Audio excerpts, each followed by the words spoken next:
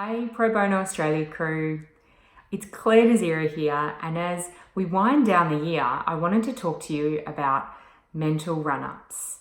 Mental run-ups are that time that we have between now and going into maybe a stressful or a challenging or an unknown situation. Sometimes they're really steep, sometimes they're really long. An example of this might be if you've got a really tricky stakeholder that you meet with and you meet with them on a regular basis.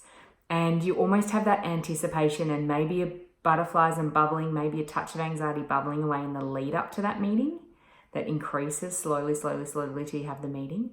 Then it finishes, and then maybe that run up starts again for that next meeting in some way, shape or form, taking up headspace.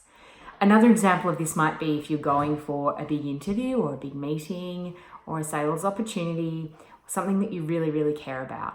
You might be having that mental run up gradually, or it might be just something that peaks really quickly beforehand. So I wanted to really get you to pay attention as we're closing out the year and starting to reflect on the year that was, to what are the mental run-ups that take the most headspace and energy for you? What are the biggest mental run-ups for you? What takes the most headspace? What keeps you awake at night? What do you wish you could shorten or make less steep or remove altogether? Just pay a little bit of attention to that in December, and once you know what that is, you may know what it is straight away. You can head on back and watch any of the videos that we've shared around circuit breakers. You can stay tuned for 2020, where we'll share some more examples of how to really reduce these mental run-ups.